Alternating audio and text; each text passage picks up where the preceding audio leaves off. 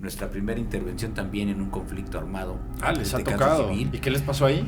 Pues retenes militares que tenían que escoltarte. El primer retén que nos hicieron, pues nos bajaron así casi a punto de culatazos y fórmense a revisar el camión, ¿no? O sea, la gente allá está en guerra. Ahorita ¿sí? tocando ese tema que decían del Repsamen que sucedió, yo no sabía la verdad esa historia de Monchito. Uh-huh. ¿Qué opinan de lo que sucedió ahí? Pusieron una foto por ahí donde supuestamente estaba el departamento que no debía de haber estado. Empezamos a trabajar ahí en esa zona y pues no ¿Cuál foto? ¿Cómo hay una foto que publicaron donde decía que habían construido un departamento arriba de la escuela. Sí. Estábamos trabajando ahí en esa zona. Pero ¿por qué dices que no la debieron de haber publicado? De repente suena la alerta sísmica y ustedes ya están como en sus marcas listos fuera en cualquier momento para ponerse el uniforme y salir. ¿Cómo se organizan antes de llegar al lugar? O te mandan a un lugar en el que no eres necesario y nos ha tocado mucho, o te dicen vente para acá, nos han llevado a tomar foto cuando sabemos que la población requiere ayuda y quieren que estés en el evento público político. Y básicamente los mandaron a chingar a su madre.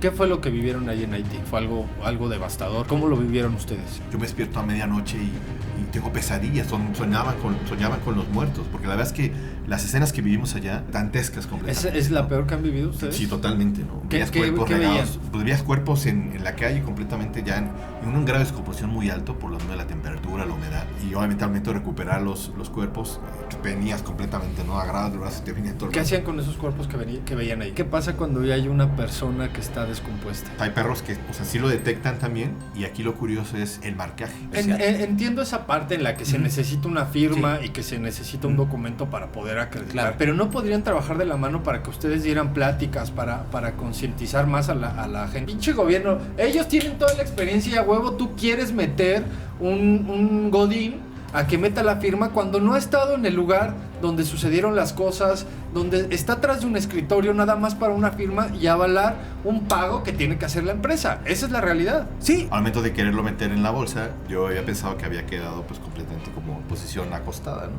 Pero ahí cometí el error de ver cómo quedó y al momento de abrir la bolsa, pues lo que vi fue la cara del completamente, el torso completamente volteado. Entonces, lo primero que vi era los pies acá y la cara acá. Pues imagínate ya en este grado de descomposición de tantos días, el calor y demás, pues obviamente un rostro completamente pues, desfigurado, ¿no? Entonces recuerdo que nada más dije, qué pendejo, ¿no? Y cerré la bolsa y retiramos, nos fuimos a ponerlo en el lugar de donde estábamos poniendo los cuerpos.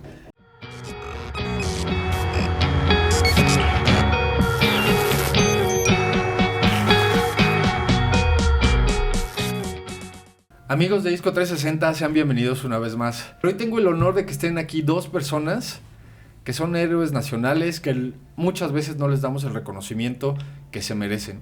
Y están conmigo el señor Rafael López y Daniel Flores, que son topos. Gracias por venir a este programa pedorro que tengo. Les agradezco mucho la confianza y que nos puedan contar qué son los topos. Sean bienvenidos, aquí tengo una tradición, saludcita. Mi maldito alcoholismo, ya lo saben. Cafecito. Salud. ¿Cómo están? Bien, pues aquí muy, muy contentos de la invitación y agradecidos de poder compartir con tu auditorio estas historias de topos, ¿no? Muchas gracias. Es un honor para mí que estén aquí y me gustaría que la gente supiera un poquito más de ustedes porque vivimos en una ciudad en la que creo que ya tenemos cierta cultura de prevención de los sismos sobre todo, ¿no? Y me gustaría que nos platicaran un poquito al respecto. ¿Cómo nacieron los topos? Bien, pues fíjate que los topos tienen un origen casual en el sentido de que no existía esta organización antes del terremoto del 85. Durante ese evento trágico para la Ciudad de México y partes del interior de la República, donde nuestro país no estaba preparado, no teníamos cultura de protección civil, de hecho ni existía la protección civil en México todavía como tal. Y bueno, pues enfrentar ese nivel de daño, de ese desastre que fue el terremoto del 85, del 19 de septiembre, pues obviamente desarticuló la capacidad de respuesta de la ciudad, el gobierno fue rebasado en su totalidad, no contábamos con ningún elemento de preparación como sociedad, como ciudad, y mucho menos con grupos de respuesta especializados, ¿no? Salvo el heroico cuerpo de bomberos que en primera línea, junto con ya los rescatistas del ERUM en ese tiempo y la Cruz Roja, ¿verdad? Que fueron los estandartes de las acciones de salvamento, y acompañados pues obviamente por el gobierno, que empezó a dar sus primeros pasos, pero que obviamente eso generó grandes vacíos en la atención ciudadana, en la respuesta organizada, y es como surge Topos Tlatelolco, ¿verdad? Como una organización civil, de civiles, de distintas características, de distintos niveles socioeconómicos, de distintos niveles académicos, y quiero particularizar aquí que lo que hizo que Topos surgiera y que se obtuvieran los rescates milagrosos que se le llamaron en su momento, porque al ser gente sin organización, sin formación, sin equipo, mucho menos una técnica especializada, se logró rescatar gente, ¿verdad? Prácticamente con las manos, con las herramientas básicas, pero con mucho orgullo, con mucha fibra, con mucha energía, con muchos huevos. Por eso usamos los huevos en nuestro uniforme, porque es emblemático. Nos preguntaban, ¿qué se necesita para ser topo? Y lo único que decíamos, huevos, ¿no? Sí. Era lo único que requeríamos y necesitábamos en esos momentos. Y bueno, en ese sentido, el grupo llamó la atención por estos rescates. Incluso trabajamos hombro con grupos ya especializados, como fueron los grupos franceses, los grupos estadounidenses, los equipos israelitas, gente que ya tenía preparación, que ya había participado en otros terremotos, y vinieron a México a ayudar, ¿no? Que fueron las primeras ayudas internacionales. Eso nos sirvió para aprender, formarnos, pero ahí surge Topos, ¿verdad? Como un grupo civil, que algo también particular, ninguno de los miembros fundadores éramos de Tlatelolco. Sí, todos fuimos, eso es algo que me llama mucho la atención, ¿no? Cuando concertamos la cita me decían, es que yo vivo por aquí, yo vivo por ahí. Y dije, bueno, entonces ¿por qué Tlatelolco? Nadie era de Tlatelolco, de los primeros que nos conjuntamos, y aquí empieza la curiosidad, lo particular de esta organización, ¿no? De que fuimos a ayudar siendo de diferentes lugares, de distintos niveles socioeconómicos. Yo en mi caso era estudiante, había taxistas, había herreros, había gente que se dedicaba al trabajo de la construcción, teníamos por ahí un abogado, un médico forense, ¿sí? Un rescatista. Entonces eso fue lo que nos permitió irnos involucrando, organizándonos, y dentro de esa locura que yo le llamo el desastre en el edificio Nuevo León, porque era un monstruo gigantesco de 13 pisos que se colapsó, no encontrabas por dónde, era un laberinto, y empezar a darle orden, empezar a usar el sentido común como persona, de autoorganizarnos, empezar a darle un orden a las cosas, y entonces el edificio Nuevo León se vuelve un modelo de organización, ¿sí? Parte porque llegaron grupos internacionales a trabajar ahí, la autoorganización social, que también aprovecho para dar un gran reconocimiento a los scouts, ¿sí? Al grupo scouts que estuvo apoyando ahí en Tlatelolco, fueron de los primeros que pudieron poner orden cuando no había policías, no había ejército. Las camisas grises de los scouts fueron las que formaron la línea de control, ¿no?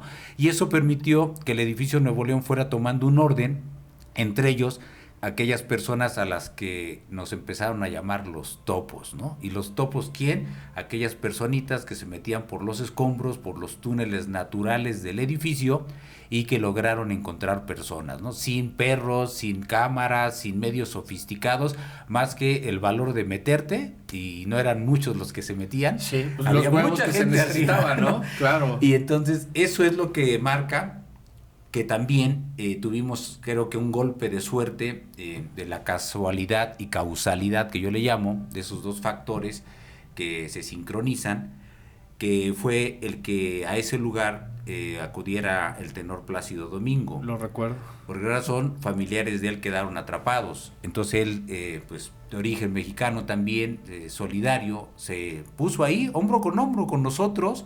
Ahí se perdieron también los niveles sociales y artísticos. Él era uno más ahí en la lucha, haciendo lo suyo, pidiendo ayuda, pidiendo apoyo, y obviamente se volcó el respaldo, ¿no? Eso ayudó mucho porque pues, nos llegó maquinaria, nos llegaron equipos, y ahí es donde Topos empieza a tener una particularidad, ¿no? Quizás a diferencia de otros edificios donde otros voluntarios también hicieron algo muy similar al de nosotros, es que nos identifican. ¿Y qué ocurre? Yo, por ejemplo, era el topo número 7, ¿sí? Y entonces estos primeros 7 elementos, yo era el último, el séptimo, estos primeros 7 elementos usamos las primeras cintas adhesivas que decían topos en los cascos. Yo tenía mi número, y alguien lo hizo, no sé quién, hizo unas tarjetitas que todavía la conservo, donde precisamente venía mi nombre y decía topo número 7, ¿no? Y así todos teníamos ese distintivo. Luego nos regaló la empresa, ¿puedo mencionar el nombre? Sí, por supuesto. La empresa General Motors en su momento. Ya me debes una lana, General Motors. Patrocinio. Nos regala los primeros uniformes, unos uniformes color azul, ¿sí? Y que nos los dan, y ese fue el primer uniforme. De hecho, tenemos uniformes emblemáticos en color azul porque fue nuestro primer uniforme, con cinta adhesiva decía los topos, ¿no? Entonces de ahí la gente, los medios empiezan a ubicar a los topos, y entonces el nombre de topos, aunado a los rescates milagrosos que se lograron en el edificio Nuevo León, empiezan a solicitar la presencia de los topos en otros puntos de la ciudad, ¿no? Y caso de esos es uno muy sonado, el del famoso Monchito, ¿verdad? Ese niño que no aparecía por ningún lado en una vecindad de la Venustiano Carranza, aquí en el centro histórico, donde la historia está así muy, muy interesante, porque nosotros trabajando, ya habíamos oído de Monchito que no lo encontraban, pero pues nosotros estábamos en el Nuevo León, ¿no? Y de repente estábamos arriba en la noche, lo recuerdo bien, no recuerdo la fecha con precisión, pero era días casi después. Una semana después del terremoto. Okay. Ya estábamos con ese nivel de organización, y de repente ahí sobre Reforma llegan varias limusinas color negro, así como de película de hombres de negro, se bajan acá todos los guaruras, y de repente empiezan a buscarnos, ¿no? Topos, ya había la clave de los topos, ya chiflábamos, andábamos por aquí, y que bajen. Teníamos un pequeño campamento, que todavía lo podemos ubicar. Bajamos esa carpa que teníamos, era una carpa, únicamente un toldo, nuestro puesto de mando, y llegamos, y estaba ahí, era gente del Estado Mayor, que fueron por los topos. Me acuerdo que con unos costales y maletas viejas que teníamos ahí, echamos la herramienta, cosas que se recuperaron del mismo edificio, y a las cajuelas, y entonces súbanse, ¿a dónde vamos? Ni sabíamos, pero van a un rescate, y ya cuando nos enfilaron a las calles del centro, era una gran vecindad ahí en la calle de Venustiano Carranza que se derrumbó, y entonces decían que había un niño llamado Monchito, que todos lo oían, pero nadie lo encontraba. El gran misterio, ¿no? Algo muy parecido a lo del Repsam. La historia se repite, ¿no? Y efectivamente nos pusieron a trabajar, entramos. Eso era, yo le llamaba que era un queso gruyere, porque había tantos hoyos y tantas personas adentro, que de repente oías un golpe y emocionantemente decías, ¡ya lo encontramos! Y tocabas y empezábamos a hacer nuestras claves de ese tiempo y los llamados, y a ver, vamos a empezar. Y resulta que no, que te encontrabas que era otro rescatista que estaba en otro muro, había entrado por otro túnel. Y que bueno, nosotros trabajamos, hicimos lo propio, dijimos que no encontrábamos al niño, ¿sí? 2 días estuvimos trabajando ahí un equipo, otros se quedaron en Tlatelolco, y determinamos, no está el niño, no lo encontramos al niño, ¿no? Lo encontrábamos túneles, ruidos, pero era de lo tan viciado que estaba la zona. Nos regresamos a Tlatelolco y Monchito nunca apareció. Meses después resulta y se da la noticia de que el famoso Monchito era una caja fuerte con valores al interior de la vecindad, y que los dueños de eso pues habían inventado la historia, ¿no? Para que se recuperarlas, ¿sí? Entonces me acuerdo que vinieron hasta mineros de Pachuca, o sea, se hizo una movilización muy importante, mediáticamente existen esos datos, se pueden ver, de cómo se le dio cobertura al famoso Monchito, ¿no? Y que resultó, pues, el niño fantasma, ¿no? Que era una caja fuerte. Que era una caja fuerte. Y recuperaron, y esa sí la recuperaron. Pues sí, digo, posteriormente ya salió con la remoción de escombros, que la historia. ¿Y qué había en la caja fuerte? Desconozco, nada, sé que apareció ahí eso. Y ¿Quién se la llevó? Que era el Monchito famoso, ¿no? ¿Quién se la llevó? Por ahí hay que echarle un clavado, hay que echarnos un clavado ahí a los documentales de ese tiempo que existen, ¿sí?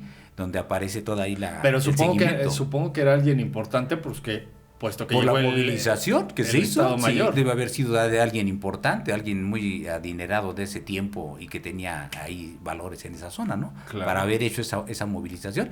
Pero cuando ocurre lo del Repsamen, luego me se recordaron, claro. Muy parecida a la historia. Ahorita vamos a ese tema. Me llama la atención lo que me dice que fue en el 85, que se unieron con otros países.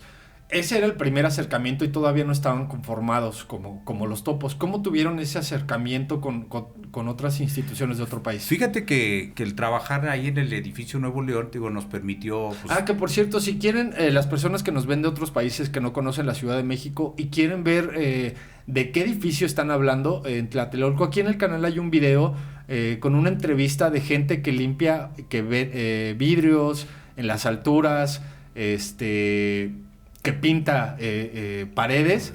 Ese video está aquí. Esos son los edificios de Tlatelolco. Aquí pueden ver la entrevista para que se den una idea del tamaño de edificio que es.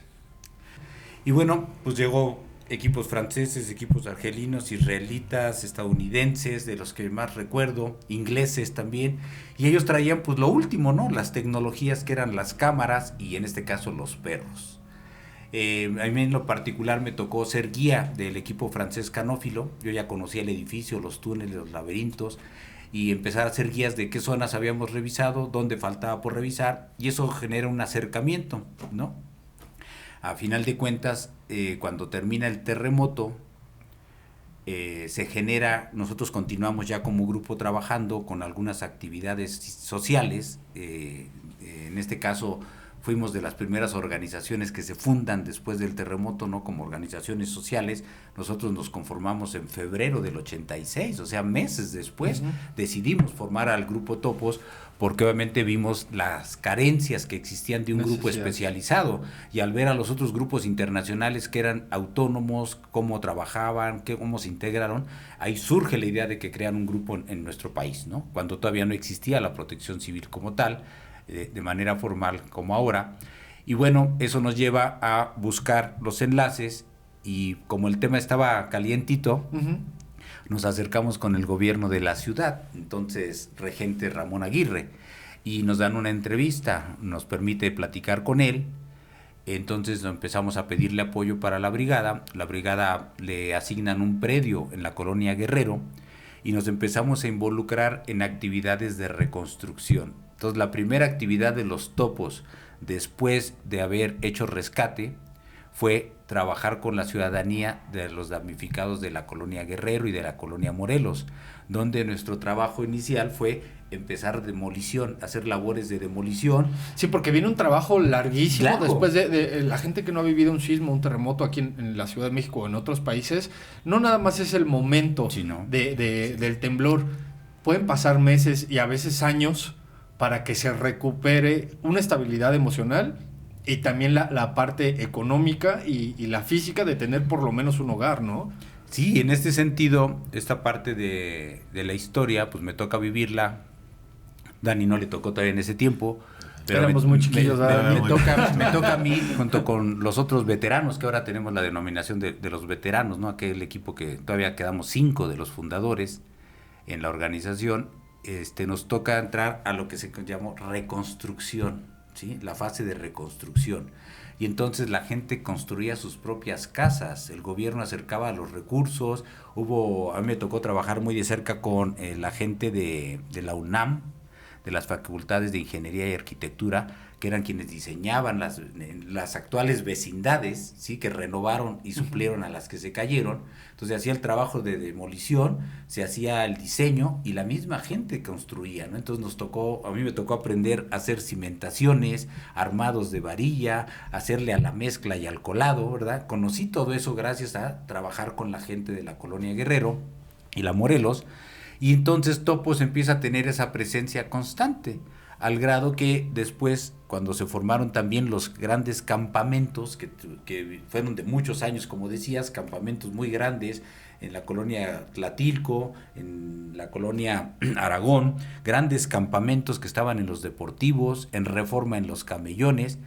¿Cuál fue la función de Topos? Nuestra primera función ya en materia de prevención es que visitábamos esos campamentos y revisábamos las instalaciones de gas el gobierno nos dotó de equipo, que en este caso eran extintores, y poníamos en las cocinas comunitarias los extintores. ¿Y qué hacíamos? Dábamos las primeras pláticas comunitarias a los vecinos de cómo, en este caso, evitar un incendio, usar el extintor. Entonces ahí empezamos también con acciones de lo que ahora le llamamos protección civil comunitaria, ¿no? Uh-huh. ¿Sí? Entonces esas primeras acciones fueron las que hizo Topos, de la mano ya con coordinación con el gobierno de la Ciudad de México. ¿Y a qué voy con esto? Que ahí surge, precisamente se fortalece nuestra idea de que gracias a ese trabajo somos invitados al primer curso de formación especializada que vienen a impartir los bomberos franceses, y que vienen a darlo gente que estuvo en el terremoto trabajando. ¿Y qué ocurre? Pues que nos encontramos. Claro. Nosotros como alumnos, ellos ya venían como con maestros, experiencia. y entonces generamos ese vínculo, esa amistad, la cual se consolida porque terminando el curso, prácticamente el día que estábamos cerrando los cursos, ocurre el terremoto en San Salvador, en Centroamérica. Y entonces el grupo del destacamento francés se mueve de México a El Salvador. Esa fue la primera intervención en el extranjero que tuvieron. Como avanzada. ¿Sí? Dani, tú como... Dani, ay, el pinche igualado, ¿eh? Daniel, tengo aquí un héroe y ya... El Dani. No, nada. ¿Cómo llegaste tú a los Topos? Porque tú eras más joven cuando... Sí, claro, bueno, cuando en el 85, pasó el 85. Yo estaba en la primaria, en quinto de primaria, ¿no? Entonces, lo recuerdo perfecto. Pero yo conozco a los Topos y a Rafa a través de un periódico en donde había una invitación a conocer el trabajo de perros y el trabajo de búsqueda y rescate de los Topos. Entonces, en ese entonces habíamos adquirido un Golden Retriever que estaba chiquito, y tengo una de mis hermanas me dice, oye, si vamos a Body a ver si sabe hacer esto. Le digo, pues vamos, ¿no? La cita fue ahí en el Parque Cri-Cri, ahí en Chapultepec. Y entonces, bueno, era una plática de, oye, pues nosotros somos los Topos, nos dedicamos a esto, toda esta parte es altruista, y pues tenemos unidades caninas, y dijimos, pues vamos a entrenar al Golden a ver si funciona. Y entonces ahí empezamos los dos. Al mes ella pues ya dejó de ir y me quedé yo entrenando a Body, y pues de ahí estamos hablando ya casi 22 años de eso. ¿Cuál fue tu primer acercamiento a un desastre? A un desastre. Seguramente... Híjole, se vuelve fuerte como decirlo, pero es la verdad, ¿no? Bueno, pues estuvimos en algunos lives allí en Puebla. Recuerdo una con la colonia Tránsito aquí en Tlalpan, ¿recuerdas? El edificio que se cayó. Se cayó un edificio. Pero eso no fue en el terremoto. No, se cayó un edificio, de repente empezó a crujir y la gente empezó a salir. ¿Es un edificio viejo? Lorenzo Boturini, si mal no recuerdo. Creo que sí. La colonia de Tránsito. Afortunadamente no hubo víctimas, pero recuerdo que nos decían, es que no han salido los del 304, ¿no? Entonces todo el mundo había salido, excepto los del 304, que era, no me recuerdo, una señora y un hijo. Y entonces, que no salieron. Entonces, ya sabes, todos tratando de buscar, haciendo la parte de búsqueda, y ya dieron como a las 7 de la noche más o menos, y vienen llegando, ¿no? No estaban. Entonces, sí. Entonces resulta que pues estábamos buscando a nadie. Afortunadamente no hubo pérdidas vidas humanas, pero bueno, nos sirvió muchísimo para experiencia en la parte del marreo, de la búsqueda y demás. Estuvimos colaborando con ellos. Todavía al siguiente día fuimos a apoyarlos para la recuperación de lo que pudieran ellos recuperar, ¿no? Así de algunos objetos materiales y demás. Todavía apoyamos ahí. Pero sí, yo creo que fueron las primeras intervenciones de... El que decía ahorita de El Salvador no te tocó, todavía no estabas. No, todavía no estaba, no.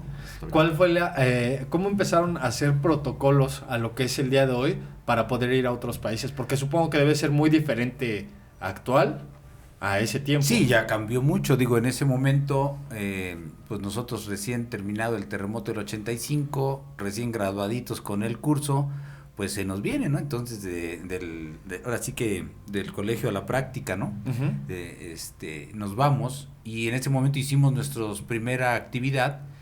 Estaba muy fresco lo del 85, estábamos muy en la farándula de la imagen, ¿no? Así de la marquesina uh-huh. mediática, y entonces cuando ocurre el terremoto, pues de inmediatamente nos empiezan a buscar medios.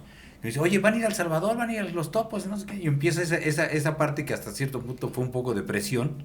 Y entonces, ¿qué hicimos? Pues sí, Afortunadamente empezamos a hacer el primer modelo de patrocinio.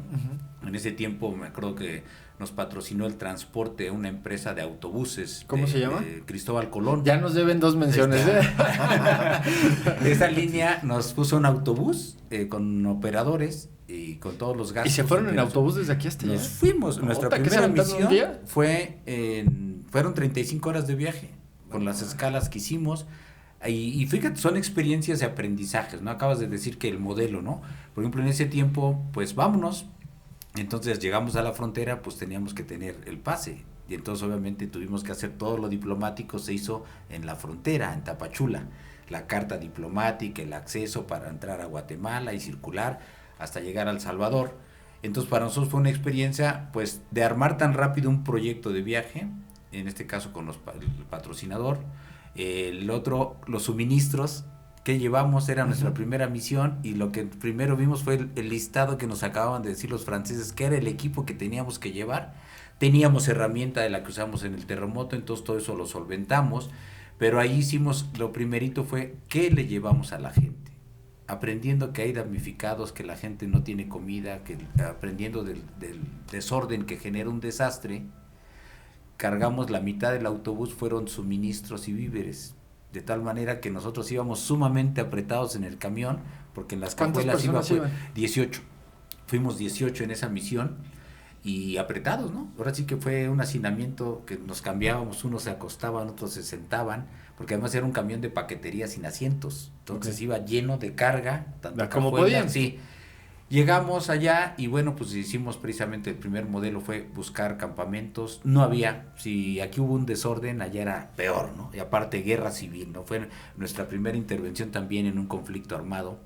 Les ha tocado. Civil, ¿sí? No, o sea, no nada más es un desastre no, sino te toca natural. Las condiciones sociales del país, claro. ¿no? Y en este caso guerra. ¿Y qué les pasó ahí? Pues retenes militares que tenían que escoltarte. El primer retén que nos hicieron, pues nos bajaron así casi a punta de culatazos y fórmense a revisar el camión, ¿no? O sea, la gente allá está en guerra, es una condición que muchas veces se desconoce. ¿Qué fue en los 80s eso, no? Fue 86. Cuando 86, justamente El Salvador estaba Napoleón Duarte de presidente allá y tenían su conflicto armado. Sí, lo recuerdo también. Y entonces ya estoy delatando aquí mi edad también, ¿verdad? Nos tocó esa vivencia de entrar a un país en desastre y con condiciones de guerra civil, ¿no? Entonces adaptarte también a esa situación, de ver, la primera vez que a mí me tocaba ver realmente puestos militares de combate, no retenes sencillos, sino puestos militares de combate, ver jovencitos como Rambos totalmente armados. ¿Los dejaban pasar? ¿Qué les decían? Sí, pues nos detenían, nos revisaban,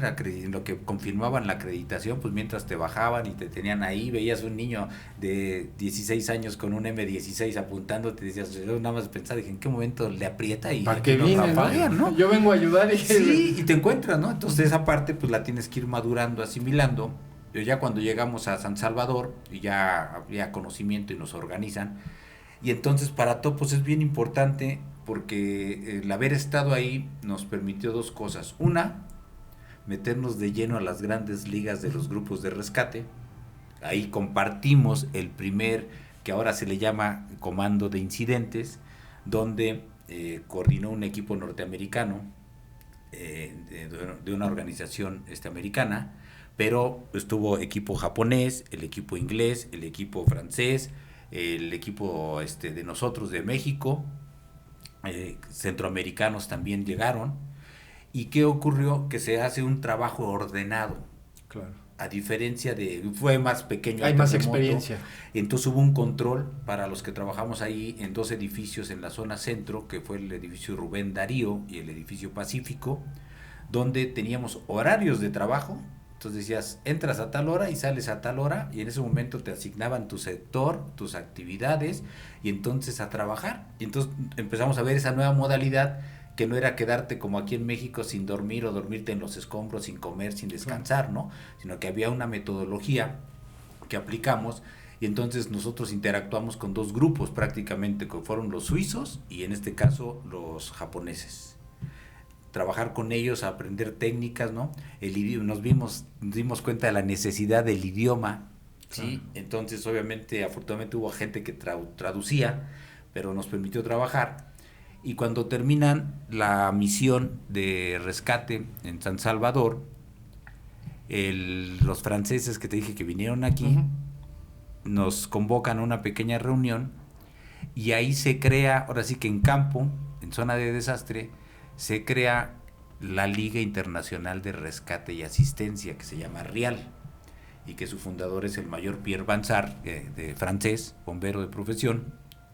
Y entonces los que estaban de representantes de los países, incluyéndonos nosotros, somos los fundadores de la organización conjuntamente, ¿no? Y entonces México tiene este primer reconocimiento de formar parte de esta liga a través de Topos Tlatelolco, que hasta la fecha seguimos siendo sus representantes, abanderados, y eso nos abre la puerta porque gracias a esa membresía que obtuvimos, pues logramos poder ir a Francia a capacitarnos en los 80s, 90s, tuvimos varios episodios de capacitación y que obviamente eso nos permitió pues fortalecernos, eso los internacionalizó y convertirnos en México en el grupo punta.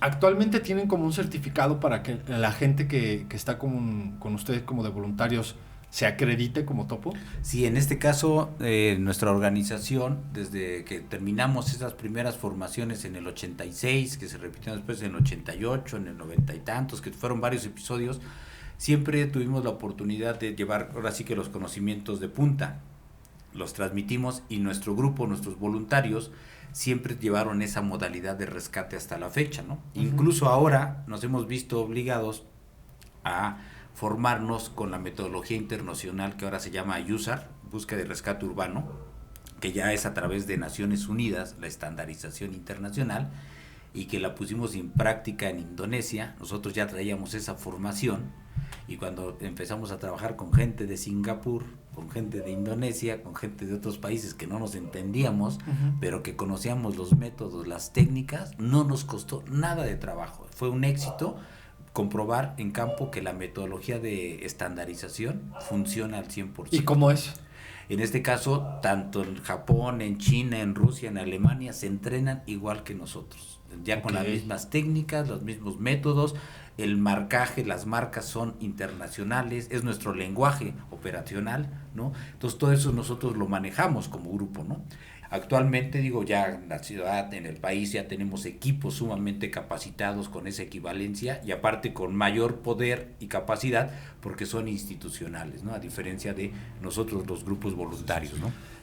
Ahorita nos decía del lenguaje universal de los topos. A mí me tocó ir al Repsamen, lo platicamos hace rato, me decías que tú también fuiste. Yo no tengo la experiencia de ustedes, yo fui como muchos mexicanos, sobre todo en la Ciudad de México, acudimos a ayudarnos entre unos y otros. Tengo la fortuna de que ahorita me puedan explicar. Había una señal, ahorita que hablan de ese lenguaje, que era levantar el puño, que en ese momento se volvió como un estandarte de la ciudad. ¿Nos podrías explicar un poquito qué es el lenguaje y sobre todo ese en específico? Pues yo creo que, más bien no es un lenguaje como tal que esté, pues que tenga un reglamento, una normativa. Yo creo que fue en el momento ese no está dentro del protocolo. No está dentro del protocolo. Simplemente fue el momento de alzar para hoy. Hay ruido, ¿no? Debajo. Necesitamos silencio. Entonces es una manera para poder, pues que se pueda replicar hacia atrás, hacia poder tener una pausa a lo mejor en el trabajo. Es justamente el movimiento del guardar puño, silencio, ¿no? Guardar silencio, ¿no? ¿Qué otras señales hay que podemos identificar ante una situación así? Porque sabemos que pues, en esta ciudad en cualquier momento puede pasar, ¿no? Tenemos yo tengo ya una psicosis, me pasó hace unos días, que aquí donde estamos pasan constantemente camiones y a veces el sonido de su pitillo, su claxon, es similar al de la alerta sísmica y eran las no sé qué de la mañana y me desperté con esa idea, ¿no? ¿Cuáles son los lenguajes que tenemos que aprender ante una situación así? Pues mira, hay varios métodos, por ejemplo que se vio en el 2017, que fue el del puño levantado, señal de silencio. Pues esa señal tiene sus orígenes en las operaciones militares, ¿no? Que en este caso la mano en alto significa alto, ¿sí? Hay varios movimientos, desplazar hacia el frente avanza, ¿no? Entonces, movimientos laterales, desplieguense a los laterales, ¿no? ¿Sí? Hacia atrás, ¿no? Entonces van mucho en ese sentido de que se empezó a manejar, ¿cuál? La señal de alto silencio, ¿no? Entonces aquí se interpretó como silencio, ¿no? Pero es atención y alto. Okay. De hecho, cuando nosotros trabajamos con los perros, pues la mano en alto y hacerla hacia el frente, le marcas al perro el alto a distancia, ¿no? Lo direccionas con las mismas manos. Lo mismo ocurre con los equipos de trabajo, ¿no? Usamos esa misma metodología, ¿no? O sea, se han ido implementando conforme la necesidad. Sí, exactamente. Y en 2017 pues se adoptó esa señal, ¿no? Que era el puño en alto, silencio, ¿no? Y todo el mundo, alto, ¿no? O sea, es una señal de atención. Ahorita ¿sí? tocando ese tema que decían del Repsamen que sucedió, yo no sabía la verdad esa historia de Monchito. ¿Qué opinan de lo que sucedió ahí? Pues, en el Repsamen. Fíjate que Dani le tocó estar en la operación, yo no estuve en el sitio, pero fue obviamente uno de los eventos que obtuvieron la atención, la nota, tanto por, en este caso, ser un plantel escolar, número 2, por el tema de la divergencia política, ¿sí? Del gobierno federal se enfocó ahí, genera esta historia y obviamente impacta a la ciudadanía, ¿no? Y de tal forma que es el atractor, el visual, ¿no? Incluso el tema de los éxitos caninos, el héroe canino y todo. Frida. ¡Pum!, ¿no? Que por cierto acaba de fallecer Frida. Pero obviamente tiene ese realce, ¿no? Y yo lo relacioné inmediatamente y dije, esta es la misma historia del 85. ¿Y tú cómo lo viviste ahí? Pues fíjate, nosotros estábamos en la Roma, estábamos trabajando en frontera y nos dicen, oye, que hay una escuela donde hay niños atrapados y no ha llegado ayuda. Entonces estábamos en la Condesa y dijimos, bueno, ¿cómo nos desplazamos para allá hasta ahorita? Entonces encontramos a unos bikers, ¿no? Saludos a la comunidad biker que nos ayudó muchísimo, todo el tiempo estuvo apoyando en traslados de personal, de víveres y demás. Decimos, oye, necesitamos ir a Cuapa. ¿Cuántos necesitas? Pues como 15 motos. Pues en 10 minutos había como 20 Harleys y demás, ¿no? Llegamos a Cuapa y decimos, ¿qué te gusta? La ciudad era un caos, definitivamente. Sí. Habremos hecho tal vez unos 15, 20 minutos al mucho. Wow. Obviamente sorteando el coche y demás. Llegamos allá, obviamente con el uniforme, pues nos dieron acceso. Había ya muchísima gente, ya estaba la Marina, ya estaba Policía Federal. Y empezamos a trabajar en una zona donde, no sé si recuerdes, bueno, pusieron una foto para ahí donde supuestamente estaba el departamento que no debía de haber estado. Empezamos a trabajar ahí en esa zona y pues no ¿Cuál foto? ¿Cómo hay una foto que publicaron donde decían que habían construido un departamento arriba de la escuela. Sí. Estábamos trabajando ahí en esa zona. ¿Pero por qué dices que no la debieron de haber publicado? No, digo, más bien, no sé si la viste que la habían publicado. Sí, la publicaron. Digo, para más de referencia, para ver dónde estábamos nosotros. Estaba yo con Andrés, con otro compañero, estábamos trabajando, nosotros inicialmente fuimos los que entramos y pues no logramos nosotros pues, ubicar, ¿no? De repente pues vamos por el otro lado, tuvimos que salir para dar la vuelta a la manzana y donde estaba más enfocado el equipo que era la Marina, estaban trabajando ahí, llegamos, nos reportamos, hoy somos 8 personas ahorita. Nos dijeron, ¿qué equipo traen? Pues traemos cuerdas, nos vamos a necesitar, aguántenos tantito. La idea era perforar para obviamente hacer un sistema para poder descender, ¿no? Entonces traigo yo el equipo, somos tantos, ok, sí, permíteme. Y ese permíteme, pasaron las horas y no ahí ya sí no nos dejaron participar. Entonces prácticamente estuvo ahí en esa zona Marina, Policía Federal trabajando todo el tiempo y cuando nosotros pues obviamente buscábamos el espacio para, inclusive en relevos, ¿no? Que también eso es en rescate es muy usual que puedas obviamente compartir el tema de relevos, pues no. Entonces dijimos, es que de aquí ya no nos van a dejar trabajar, ¿no? Y fue cuando ya llegó toda la parte mediática. Entonces o sea, nunca los dejaron trabajar a ustedes ahí. Salvo primero esa intervención que tuvimos, después ya no. Ya prácticamente fue todo Marina, todo pues las instituciones gubernamentales. Hubo 2 escenarios muy controlados, que es el que comenta Daniel del Repsamen y el otro de acá de la colonia Roma, ¿no? Donde realmente Obregón, ¿no? Hubo un cerco operacional de que nosotros tuvimos gente también desde el primer día. De hecho, yo llegué a supervisar los trabajos en la noche ahí en Álvaro Obregón, en los inmuebles.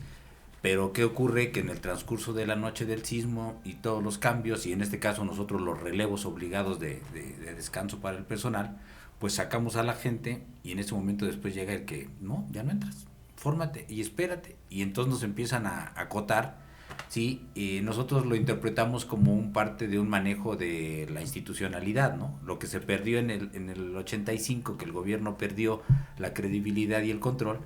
Querían ellos sobresalir. Y entonces, obviamente, todo era gubernamental, ¿sí? Las imágenes, las fotos, las tomas, ¿no? Y entonces, sí notamos nosotros esa parte de la COTE, que ahí es donde nosotros dijimos, bueno, no nos compliquemos. Hay muchos edificios que están abandonados, y entonces cuando pasamos a tomar otros satélites. Ay, me encanta que me den la oportunidad de volver a mandar a chingar a su madre el gobierno, me encanta aquí. No es cierto. Esas son situaciones en las que efectivamente, si no se puede aquí, puedo ir a otro lado, ¿no? Si no me das chance tú, hay gente que lo necesita, y esa es la esencia de ustedes. Y en ese sentido, bueno, pues había varios inmuebles que estaban sin este tipo de atención, empezamos a operarlos, y también es cuando nosotros empezamos a llegar a recibir llamados vía WhatsApp de que en provincia la gente no tenía asistencia. Antes de llegar a ese punto, platíquenme un poquito. Yo me imagino, cuando pienso en ustedes de cómo llegan a ayudar, es como los bomberos o algo así, de repente suena la alerta sísmica y ustedes ya están como en sus marcas listos fuera en cualquier momento para ponerse el uniforme y salir. ¿Cómo es el procedimiento de ustedes ante una situación así? ¿Cómo se organizan antes de llegar al lugar? Previo.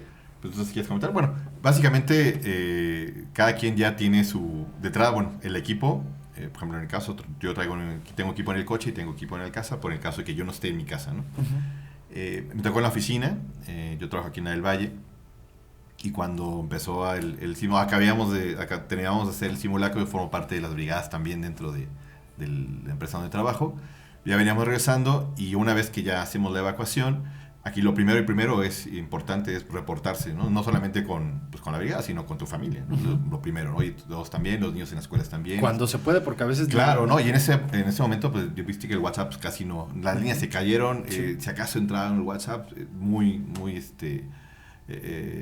complicado la comunicación. Ya una vez que cada quien está seguro de que su familia está de manera, digamos, pues sana y salva, que no hay daños, nada que, bueno, entonces ya viene el reporte con nosotros, ¿no? Con nosotros, ¿no? Rafa como comandante, bueno, nos ponemos, ¿sabes qué? Ya estamos, ahora sí que listos, fijamos un punto de reunión que sea más o menos céntrico para de ahí partir, para entonces ya tenemos nosotros una lista de cuáles son los posibles edificios que empezó a circular de manera muy rápida, una lista de los principales edificios que habían colapsado y donde estaba apoyo. Entonces, el primer punto de reunión que fijamos fue en Avenida Cuauhtémoc, ahí por Álvaro Obregón, justamente. Y de ahí, bueno, empezamos a... Los que estaban más cerca de ese punto, pues nos quedamos de ver ahí, ¿no? Entonces, ahí fue como nos empezamos a coordinar. Previamente, ahí existe, obviamente, un protocolo de, primero, como lo que te comentaba, pues, revisar que tú estés bien, porque no puedes ir tú a ayudar si tienes algún tema, ¿no? Personal. O sea, primero es saber que tu familia se encuentre bien, que tú estés bien, y ya después, bueno, decir que estás disponible, ¿no? Y pues la comunicación, ¿no? Sobre todo, y más que nada si son por diferentes zonas, como nosotros vimos diferentes zonas de la ciudad, buscamos puntos más céntricos para poder llegar de manera más rápida y de ahí ya movernos, ¿no? Entonces estábamos hablando de que de entrada, pues células de 6, 7, los primeros que se puedan componer, y ya de manera de igual establecer a lo mejor un puesto de mando, ¿no? O sea, su tiempo de reunión, que será en cuestión de 30, 20 minutos. Pues yo creo que un poquito más, tal vez en una hora o dos, ¿no? En lo que es muy poco tiempo realmente ante una situación así. Claro, y adicional el tema del transporte, ¿no? O sea, claro. El tráfico es complicadísimo para poder llegar, entonces sí hay que buscar opciones para poder llegar a mejorar el punto, y la comunicación, ¿no? Hoy estoy acá, estoy allá, nos vemos en tal punto, de aquí nos vemos por allá, en tal punto nos juntamos y demás, ¿no? Pero todo es básicamente por tema de comunicación, y tiene que ser pues a través del WhatsApp, porque no tenemos equipo, digamos, de radio de 2 vías donde puedas tú tener una antena y tú puedas comunicar. Claro. Y decía ahorita el comandante que después de lo que sucedió en el 17, ya que no había como, bueno, no mucho que hacer aquí en la ciudad, más bien se enfocaron ustedes, ayudaron aquí en la ciudad y se enfocaron en los estados donde había también muchas necesidades. ¿Por qué no llegaba la ayuda a los estados? Ahí, ¿cómo se maneja? ¿Cuál es la diferencia? Crear grupos, capacitar comunidades y conceptos. Y entonces lo primerito que está en nuestra brújula cuando hay un desastre es ver las condiciones de afectación de la población. O sea, ya eso lo traemos como primera opción, ¿no? De tal manera de que en ese sentido vamos viendo cuáles son las zonas que requieren mayor atención, y un vínculo que buscamos nosotros es un enlace con civil con las zonas afectadas. Lamentablemente también nos ha tocado el tema de la manipulación gubernamental. ¿En qué sentido? Le digo que siempre me dan la oportunidad de mandar chinga a su madre el gobierno. Y es que es real, ¿no? Digo, es una situación real que además invitamos, ¿no? Para que precisamente los profesionales que laboran en el gobierno tomen en cuenta de que muchas veces hay limitaciones operativas, que le llamamos nosotros, donde o te mandan a un lugar en el que no eres necesario y nos ha tocado mucho, o te dicen vente para acá, nos han llevado a tomar foto cuando sabemos que la población requiere ayuda y quieren que estés en el evento público político, que lo cual nosotros no somos partícipes, y entonces lo que hacemos es nosotros ir directamente a las sociedades, ¿no? Con esa autonomía que se tiene como organización civil, ¿sí? Tenemos esas autonomías que nos permiten la operación. Un ejemplo que voy a poner es el terremoto de Haití. ¿Qué ocurrió ahí en Haití? Llegamos nosotros como fuerza civil, como sociedad civil, al aeropuerto, que en ese caso era la base de todos. Nosotros llegamos por tierra, vía República Dominicana, y coincidimos con la delegación mexicana, que estaba llegando también en ese momento. Estaban armando sus tiendas cuando nosotros llegamos con nuestro camioncito, con todo nuestro bagaje, ¿no? Y en ese momento lo primero que nos indican es, ok, instálense ahí, monten sus tiendas y nadie sale. Y entonces lo que ellos no sabían es que nosotros en el camión traíamos gente de Haití, gente que ya traía enlace con un municipio. Y básicamente los mandaron a chingar a su madre. Con su permiso, ajá, les avisamos que nosotros nos vamos a ir a pernoctar a la zona de desastre.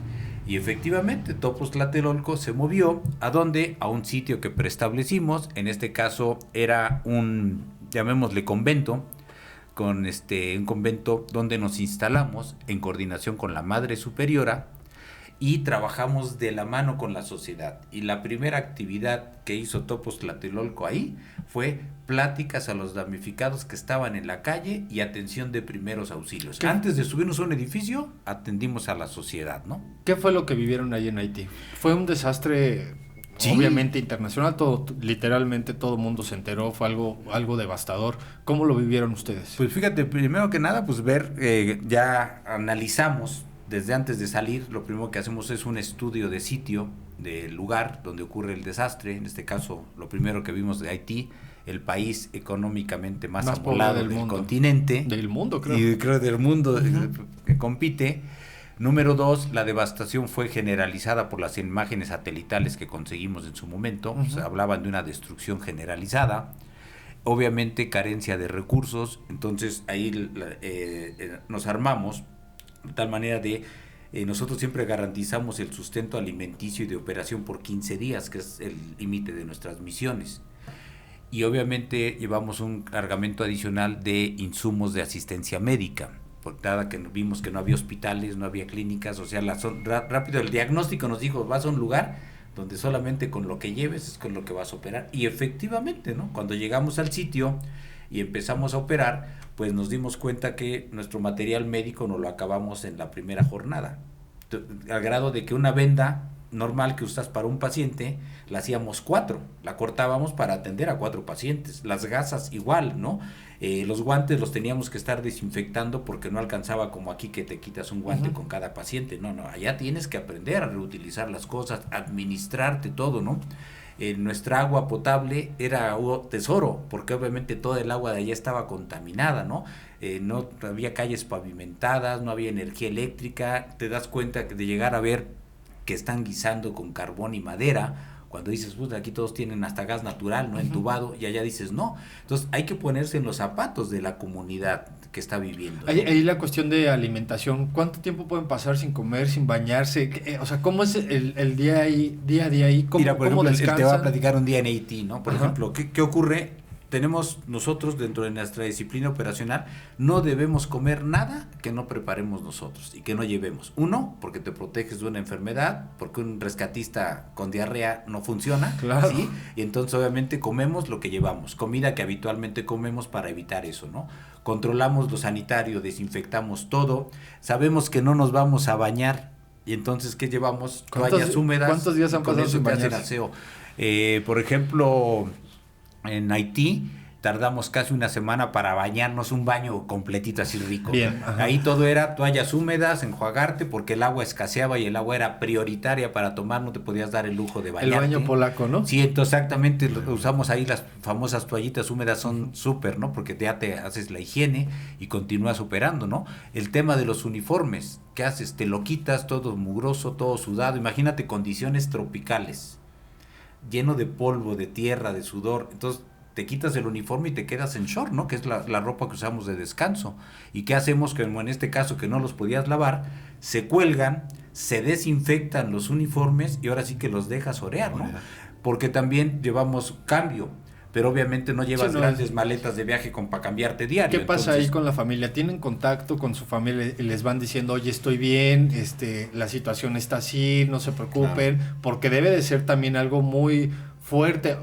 Es honorable lo que ustedes hacen y su familia se debe sentir muy, muy, muy orgullosa, pero también se deben de quedar con mucho miedo porque van a un desastre. Sí, ¿no? Y por ejemplo, bueno, en 2004, cuando fue lo de Indonesia, ahí fue muy, pues muy curioso también porque pues, acaba de pasar Navidad, ¿no? Y entonces ocurre esto, y mi papá me dice, oye, acaban de pasar en CNN que pasó algo muy feo por allá, ¿no van a ir?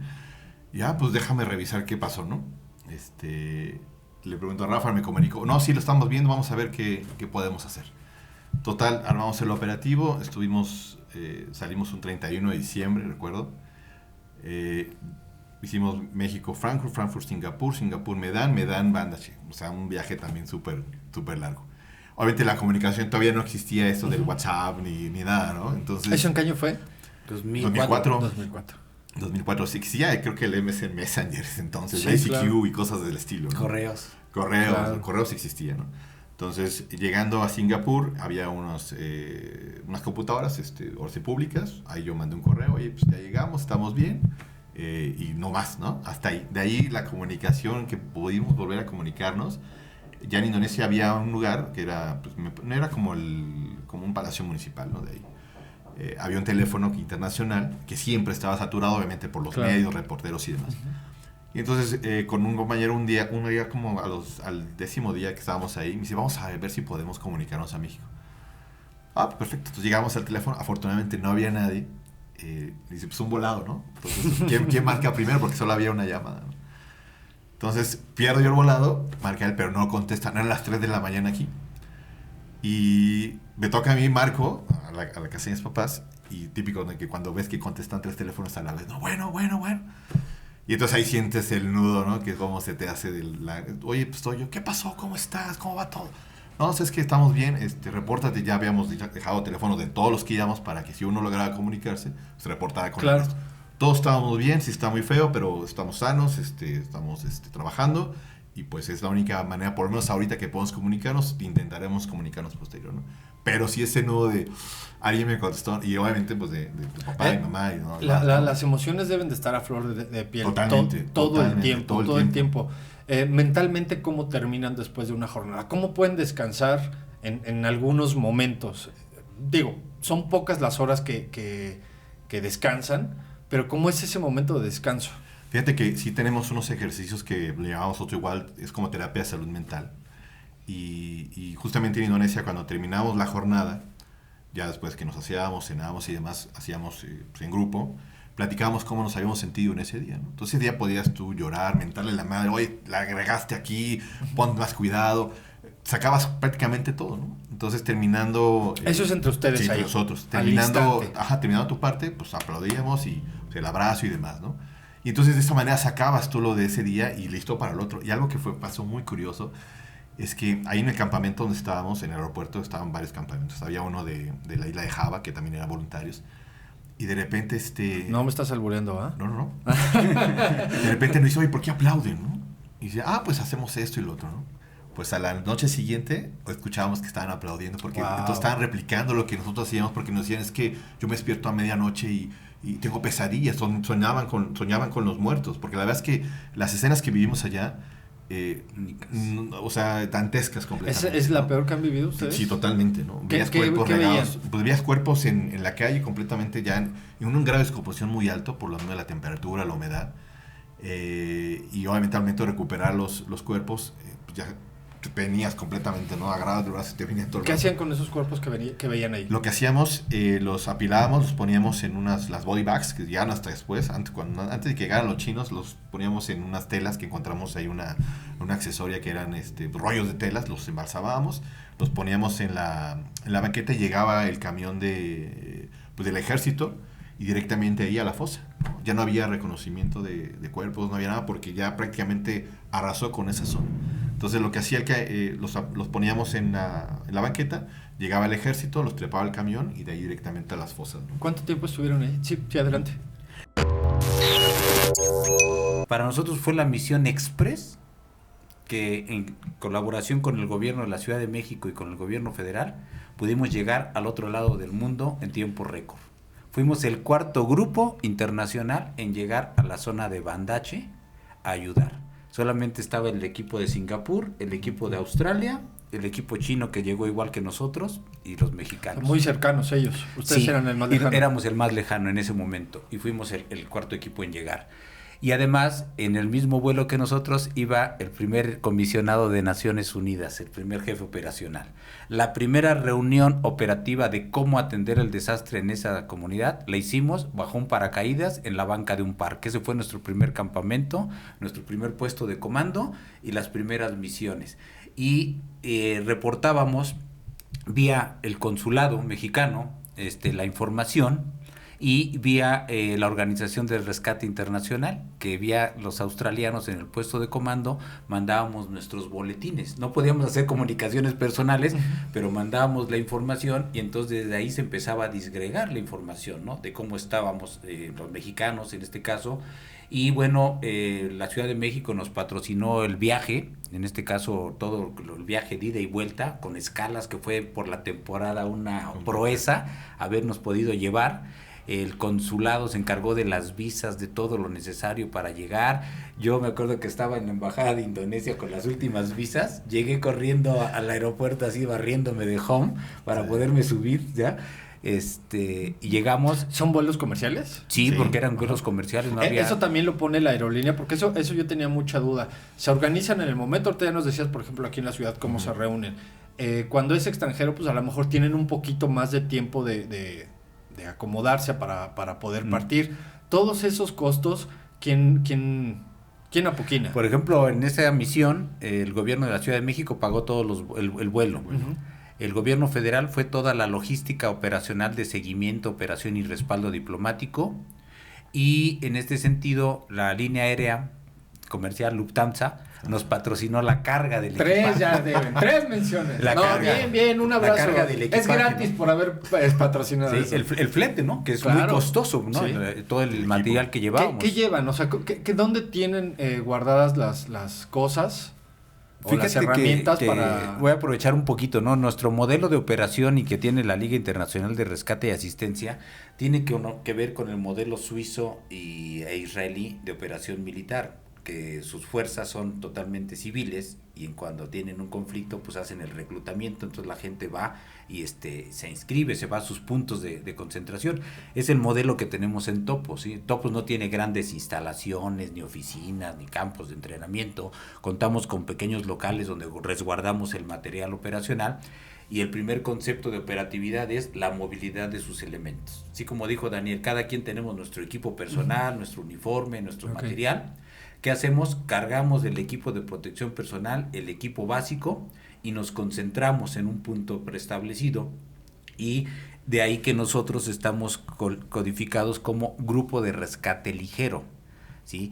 que en este sentido son grupos de rápida movilidad, que no requieren grandes soportes logísticos, sino que puedes tener movilidad rápido. Entonces, tanto te puedes mover con un coche particular, en una pick-up, en un helicóptero, en un avión comercial, a diferencia de los grandes equipos que requieren vuelos especiales. Entonces, todo eso lo tienen en casa, no necesitan un lugar y pum, vamos. Te equipas. ¿Cómo los cursos? ¿Cómo se entrenan? Ustedes, se me fue el avión, Esa perdón. está interesante. ¿Cómo se entrenan? ¿Cuándo es? ¿Cómo? Platícanos de eso. Pues fíjate que hay varias modalidades. Ahorita le voy a dejar a Dani la parte canina. La parte de formación operacional de rescatistas pues tiene que ver primero con una selección. ¿Sí? Al principio éramos puertas abiertas, todo el mundo quiere ser topo, venga, ¿no? Pero te das cuenta que hay mucha deserción. ¿Por qué? Porque la gente piensa que todo es bien bonito ponerte el uniforme, ¿no? Entonces cuando dices mamonear, tienes que arrastrar, que tienes que darte en la madre todos los domingos, acabar todo cansado, raspado, ¿no? Que no te vas a coto, ¿no? Porque tienes que entrenar, tienes que prepararte, ¿no? Y nuestro entrenamiento es muy largo porque es durante todo un año, durante formaciones de fines de semana, y entonces hay gente que va por la emoción del primer día y después dices, no, ahí nos vemos, ¿no? De ahí surge que ahora hacemos selecciones, ¿no? Se hacen convocatorias específicas, se tiene un grupo que se registra, se hace un propedéutico selectivo y ya después los que se quedan y acreditan ya son los que se van formando, ¿no? Y es la gente, como el caso de Daniel, que llegan, empiezan a formarse, se van quedando y con el transcurso de los años pues tienen la oportunidad de ir a eventos. O sea, no es entrar y decir, ya vi un desastre y ya me voy. No, a ver. Primero chíngale, papi, ¿no? Y la gente o mami, ¿no? Porque hay mujeres. ¿no? Sí, hay mujeres. Y la gente piensa que es así de fácil y no realmente. Atrás hay un proceso de formación bastante complicado y que muchos lo abandonan, ¿eh? Realmente muchos lo abandonan. ¿Cuánto tiempo tiene que pasar para que una persona de un año y medio, dependiendo de la formación, y ya cuando hablamos de los perros, que le toca a Daniel, pues es otra historia. Que no se pudo que viniera Cooper, ¿verdad? No puedo. Aquí le vamos a poner fotos, no se preocupen. No, en el caso del perro, que fue cuando básicamente fue lo que me llamó mucho la atención, pues era entrenar a tu mascota, porque los perros son de nosotros, ¿no? Entrenar a tu mascota para que pueda hacer esta localización de personas, ¿no? Eso es como que era como que, wow, ¿no? Es la emoción, ¿no?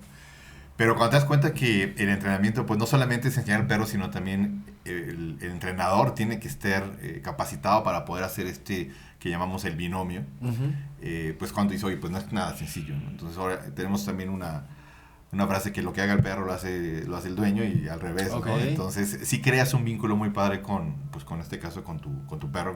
¿Es un entrenamiento diferente al de un perro de rescate también, el que tienen ustedes? De hecho, bueno, el entrenamiento como tal parte a base del juego, ¿no? O sea, sí tiene que haber una disciplina de quieto, sentado, agachado y demás. O sea, la parte de la obediencia... Sí como niño.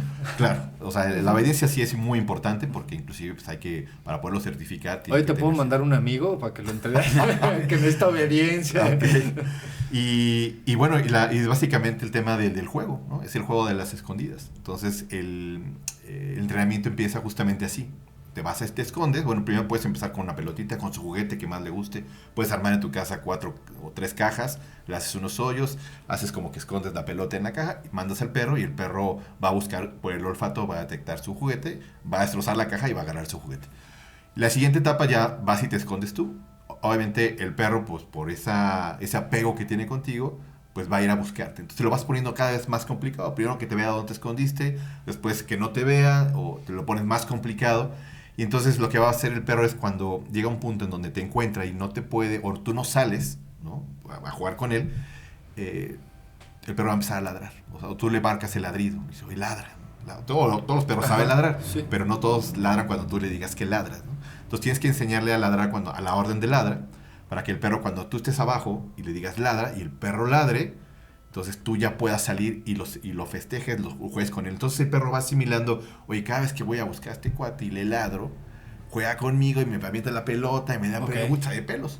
Entonces de repente pues ya se lo pone más complicado, ahora va conmigo Rafa. Entonces nos escondemos los dos. Entonces el perro no solamente va a ir a buscarme a mí, cuando me encuentra y ladra, el que lo va a felicitar es Rafa. Entonces dice el perro, oye, pues ya lo encontré, ya no me felicitó mi dueño, me felicitó Rafa, que pues sí lo conozco de vista. está todo dar, ¿no? Entonces el perro va asimilando que va a jugar literalmente. O sea, entonces, en sí, a los perritos los llevan a jugar. Ellos totalmente. creen que Ellos jamás van a un tema, ay, vamos a donde estás, vamos a trabajar. Ellos van a jugar, ¿no? La cuestión de olores, no buscan por olores como son los de alerta aeropuerto y en los aeropuertos. Es que este entrenamiento es justamente el olor humano, ¿no? Para los que buscan, por ejemplo, narcóticos, explosivos, los entrenan justamente para que ellos perciban que ese olor y el premio es el regalo o la comida o el premio. ¿Qué pasa cuando ya hay una persona que está descompuesta? Fíjate que hay perros que sí lo detectan también, y aquí lo curioso es el marcaje. Pues, digamos, a ver que cuando llegan a detectar a lo mejor un cuerpo, ya un cadáver, el marcaje a lo mejor puede ser un poquito más tenue, ¿no? ¿Qué es el marcaje? Chillido, ¿no? ¿Como cuando lo encuentra? Cuando ladra, claro. Okay. El marcaje es cuando nosotros le llamamos cuando el perro encuentra y ladra, ¿no? Pero sí están entrenados para poder buscar tanto personas vivas, por obviamente todo el aroma que expiden, como inclusive pues los muertos. Inclusive hay perros que buscan en lagos, ¿no? Van en la punta de la lancha y obviamente la descomposición que va saliendo a flote, las burbujas, ellos van captando ese aroma y ahí es cuando hacen el marcaje, ¿no? ¿Tú te encargas entonces del alimento del perrito? Claro, la manutención, hay algo. No, el perro es tuyo, vive contigo, tú lo... O sea, es igual que tú, es un voluntario. Totalmente, ¿no? Totalmente. Entonces tú ves sus vacunas, su cartilla de vacunación que es al día, tema médico, todo lo ves. Obviamente no vas a exponer tampoco el perro a algún tipo de alguna situación complicada, ¿no? El perro es uno más de nosotros, es un miembro más. Entonces tenemos que cuidar mucho también de su seguridad y eso, ¿no? Cuando los llevan a otro país, ¿también les piden igual su cartilla? Claro, tienen que tener ahora sí que todo documentado. Ajá. En caso, por ejemplo, con Indonesia, que sí tenemos ahí 2 perros operativos que podían ir, ahí había un cerco sanitario muy importante en Alemania donde iban a quedar 15 días. Dijo, ¿sabes qué? No vale la pena, ¿no? ¿Y qué hicieron? Se quedaron. En México. En México, sí. O sea, desde aquí dijeron no vale. Sí, no, porque claro, se nos iba a complicar la operación. Y también otro aspecto importante es el tema en el ambiente canino, es obviamente la valoración, la toma de decisiones, ¿no? Por ejemplo, el llevar un perro nos resta capacidad operativa porque requiere también más cuidados, más manejo, y en el caso de los perros tienen también una limitante de operación, ¿sí? Y a veces entra el seleccionar los perros adecuados para los entornos, que es algo nuevo, ¿no? ¿Cómo lo seleccionan? En este caso, pues buscas la raza idónea, el tamaño, incluso ahora manejamos hasta el criterio del pelaje, ¿no? En base a la experiencia. Para zonas de trópico de mucho calor, claro, los perros deben ser perros de pelo corto. Para zonas frías, los perros de pelo largo. Por ejemplo, nosotros lo vivimos en carne propia en Haití, llevamos un schnauzer de pelo largo, y entonces obviamente con el calor de Haití teníamos que hacer técnicas de soporte, que era que el perro trabajaba tantos minutos, tenía que descansar, habría que estarlo refrescando, humectándole el cabello para que estuviera fresco, porque la temperatura era muy alta, ¿no? Entonces eso tienes que valorarlo, los cuidados específicos que requiere un perro, ¿no? Y ahí entra el tema del manejador, que el manejador es responsable de los cuidados al 100% de los perros. ¿Cuántos perritos tienen ahorita en Topos? Ahorita fíjate que estamos pasando una etapa curiosa y difícil de nuestra unidad canina. Nuestros perros ya se hicieron viejos, así como Frida falleció, ya tenemos nuestros perritos viejitos, están en proceso de adiestramiento, algunos nuevos, y de hecho ahorita estamos próximos a sacar una convocatoria para nuevas unidades, para formar nuevos manejadores. ¿Tiene que ser forzosamente topo el que maneje el animalito, o podrían llevar a sus animalitos para que ustedes los usaran en algún momento si el dueño no tiene el tiempo? No, ahí sí tiene que ser un requisito, es que es el perro del rescatista el que va a ir. Por ejemplo, yo en mi caso, yo ahorita no puedo agarrar a entrenar un perro nuevo para mí porque tengo 3 perros, ¿no? Okay. Y ya por ética, pues no es como en una institución. Y también por gasto, donde, ¿no? Sí, el gasto, ¿no? Y el espacio y calidad de vida de los perros, ¿no? A diferencia de una institución donde dices, por ejemplo, el ejército o la marina, ¿no? Tengo tantos soldados, tantos perros, ¿no? Y el espacio, y aparte le tienen todo cubierto por el presupuesto, ¿no? Acá nosotros no, nosotros tenemos que hacernos cargo de todo. Sí contamos con apoyos de servicios veterinarios, con apoyos incluso de algunos patrocinios alimenticios que nos han dado. Pero a ver, señores, vamos a hacer un llamado aquí. Vamos a hacer un llamado a todos los veterinarios que se quieran sumar para ayudar a la familia de Topos Tlatelolco. Donen sus vacunas, la gente que quiera donar alimentos para ellos, Háganlo. Yo me comprometo con algunas personas que conozco que se dedican a animalitos, que puedan aportar algo para que los ayuden, porque pues, no chinguemos, ¿no? Nos han salvado a nosotros de muchos desastres. No, muchas gracias. Y aquí lo importante es generar precisamente esa cultura de la responsabilidad, sí. ¿no? De la responsabilidad. Por ejemplo, en el caso de los topos, pues nosotros nos patrocinamos nuestro equipo, nuestro uniforme personal, es un requisito. ¿Por qué razón? Porque el primer, ya lo dijo Daniel, lo refuerzo, para poder ayudar tienes que estar bien. Tú no puedes ser rescatista si no cuentas con tu equipo de protección personal, si no cuentas con un empleo que te satisfaga tus necesidades primordiales, que no tengas una estabilidad familiar, ¿sí? Porque entonces es cuando estás tú listo. Pero sí. Si tienes deficiencias económicas, si tienes problemas, no tienes empleo, no puedes ser un rescatista. Sí, porque ustedes no ganan ni un peso de esto, no, es totalmente voluntario. Cada topo tiene su empleo, su labor, su profesión. Y entonces eso es bien importante, ¿no? De ahí la importancia que uno de nuestros requisitos en nuestra agrupación es que el rescatista sea autosustentable en sus conceptos básicos, ¿sí? Su casco, su uniforme, ¿no? Sí tenemos respaldos y patrocinios en equipos complementarios, en las misiones, en la operación. Ahí sí la organización se encarga de gestionar para tener los recursos. Pero un requisito importante es que el topo diga, yo soy autosuficiente, yo me gané mi camiseta. Yo no tengo esa necesidad, ¿sí? ¿No? Porque quiero ayudar, nos han ofrecido portar infinidad de parches por todos lados, pero eso nos encadena, nos condiciona. Y lo que hemos hecho... ¿De quién no se quieren atar? Díganos. No, de muchos no, pero lo que hacemos es que precisamente los logotipos que aparecen son los de la organización. Y los que ponemos en las misiones son, en este caso, de las organizaciones internacionales cuando estamos operando. Para las que no precisamente no comercialicemos la profesión de aparecer como piloto de coches de carreras en un desastre lleno de parches por todos lados. No. Claro. Nosotros traemos nuestros emblemas oficiales y obviamente nuestros patrocinadores, las personas que nos ayudan, se les dan los créditos correspondientes en nuestros reportes, en las entrevistas, donde agradecemos precisamente a los voluntarios. Y hemos contado con la fortuna que mucha gente dice, yo quiero ser voluntario anónimo, así como ustedes son rescatistas anónimos, dicen también nosotros, ¿no? Claro. Y esa es la parte, ¿no? De que la filantropía realmente salga, ¿no?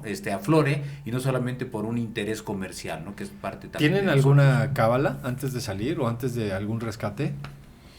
¿Creen en Dios? Yo sí creo en Dios y fíjate que esa parte, digo, sí, los compañeros también nos hacemos una pequeña oración, ¿sí? Nunca hablamos de un Dios en particular porque no tenemos una religión, ¿no? El que cada quien, solamente hablamos de un ser superior o de esa esencia, de esa energía que existe, porque algo importante en el grupo no manejamos ni el tema político ni el tema religioso, ¿no? O sea, no. Qué bueno, eso es algo personal antes de salir, ¿no? Son temas que no se manejan dentro de la organización, y en el tema religioso, pues, no, pues todos vamos, ¿no? Y tomamos un lema, ¿no? Que se usaba en la Segunda Guerra Mundial en los pilotos y decían que en el cielo no había ateos, ¿no? Porque todos cuando se oían al combate, gracias a Dios soy ateo, ¿no? Entonces, igual nosotros, ¿no? Entonces cada quien tiene su religión o su convicción, totalmente respetable. Hay algo que platicábamos hace rato que me llama muchísimo la atención. Les pregunté que si las empresas se acercaban a ustedes y me decían que antes sí lo hacían como prevención, pero el gobierno no les da a ustedes una certificación, que tienen toda la experiencia del mundo como para poder implementar protocolos en las empresas. ¿Por qué Protección Civil no les hace el caso como ustedes realmente lo necesitan? Bueno, ahí es un tema que tiene que ver más que con vocación, con una normatividad.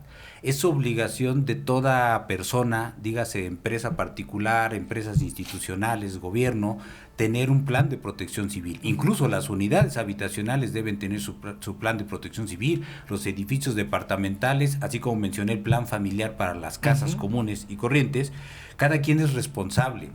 Y en el ámbito comercial, empresarial, incluso institucional, pues es obligación que tengan eso, ya es una obligación, no es de que si quieran o no.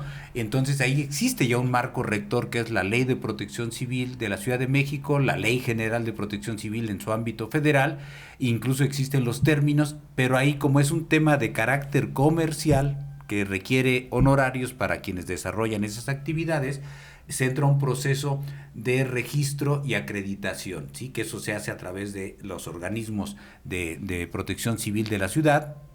Pero obviamente nosotros como organización civil no estamos facultados para generar, ni queremos meternos al tema comercial. Entiendo esa parte en la que se necesita una firma y que se necesita un documento para poder acreditar, pero ¿no podrían trabajar de la mano para que ustedes dieran pláticas para concientizar más a la gente? Digo, aquí en la ciudad tenemos ya mucha conciencia o cultura de prevención ante un sismo, pero ¿no podrían trabajar de la mano? O sea, pinche gobierno, ellos tienen toda la experiencia y a huevo tú quieres meter un godín a que meta la firma cuando no ha estado en el lugar donde sucedieron las cosas, donde está atrás de un escritorio nada más para una firma y avalar un pago que tiene que hacer la empresa. Esa es la realidad. Sí, ahí el tema, digo, es netamente comercial. Ya me enojé, y son, les llaman responsables obligados de protección civil, y es gente civil, no son de gobierno. Son civiles los que desarrollan esta actividad, ahí nada más aclaro.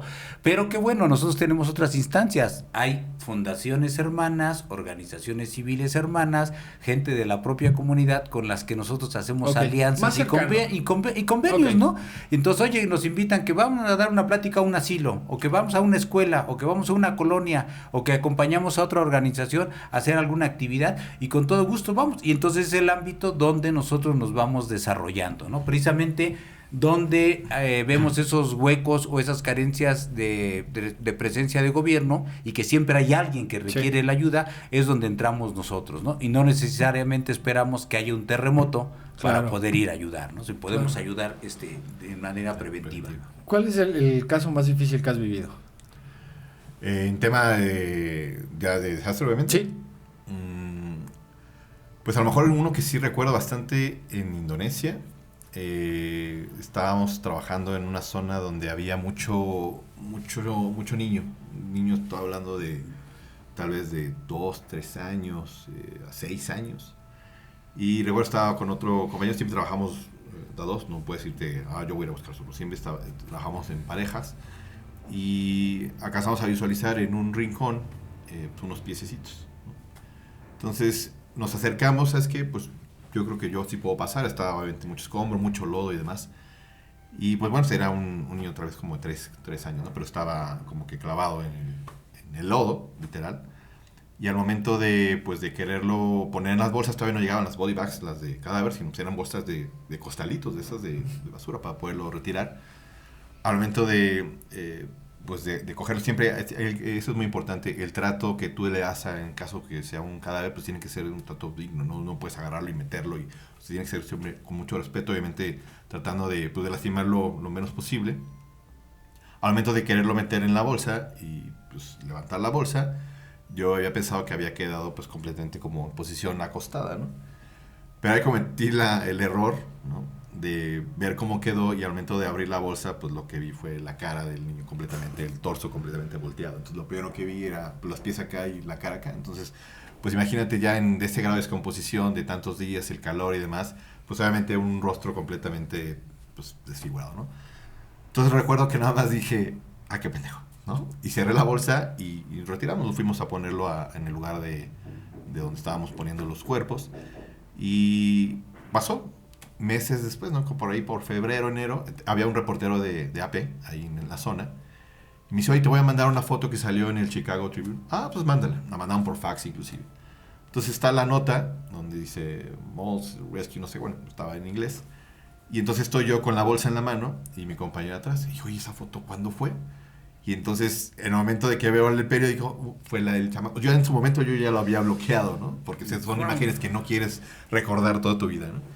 Entonces, cuando veo la foto en el periódico, bueno, en el fax que mandó, ahí lo debo tener, pues recuerdo que fue en la imagen cuando abrí la bolsa, ¿no? Entonces, nada más fue como, fue en esa ocasión. Pero yo creo que fue de lo que más me tocó. Digo, obviamente vimos cantidad de cuerpos, pero el que más se te quedó grabado. Me quedó grabado fue ese, justamente porque al momento de abrir la bolsa, pues lo primero que te encuentras es ¿Y qué se hizo internacional?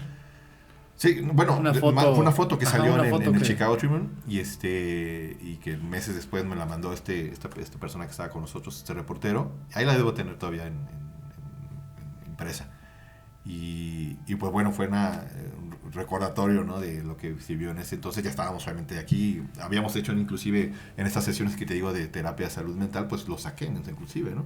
Entonces son cosas que tienes que ir tú también teniendo estabilidad emocional, claro, porque pues no puedes irte a meter en eso cuando traes un tema ahí, ¿no? Entonces creo que también parte y también que existe, ¿no? Que son estos primeros auxilios emocionales, pues también forman parte integral de toda la labor que nosotros como voluntarios rescatistas tenemos que dar, y también hacia nosotros también, ¿no? Sí. ¿A usted, comandante? Bien, pues yo tengo bastantes historias, incluso estoy trabajando un libro de memorias precisamente porque son infinidad, y la historia que les voy a contar pues es la cuenta Rafael López, porque luego me las fusilan por ahí. Sí, es una muy mía, donde pues Rafael llora, ¿no? Llora en un desastre, ¿no?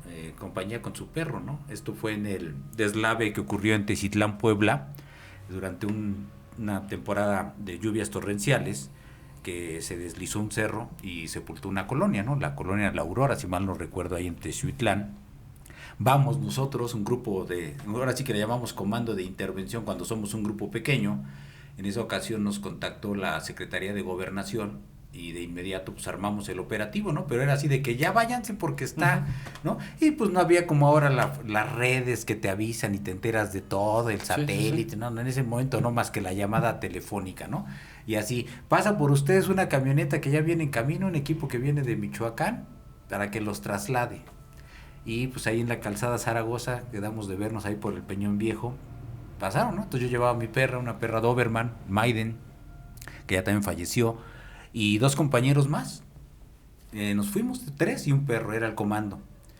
Y entonces nos pasaron por nosotros, nos llevaron, llegamos a la zona de desastre ya de noche, que todavía pasamos a Puebla, hicimos escala para recibir instrucciones, armar un convoy de protección civil hacia la sierra, condiciones climáticas terribles, lluvia, niebla, y cuando llegamos al escenario, pues lo que vemos es un cerro totalmente deslavado, solamente 3 o 4 bomberos de una comunidad cercana ahí apoyando.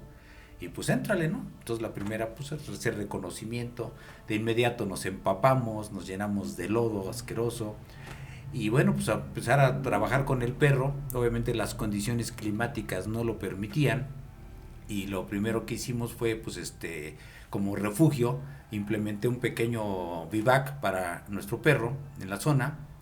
Era un pequeño poblado, pero el derrumbe era muy amplio, entonces ahí en la zona implementamos una pernocta.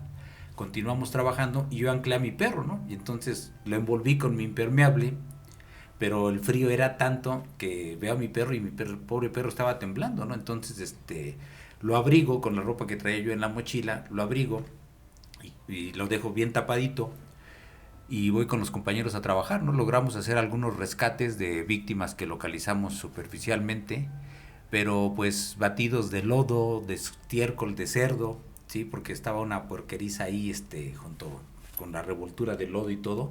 Estábamos entre cuerpos de humanos y cuerpos porcinos y todo el desagüe de la colonia, entonces fue muy fuerte.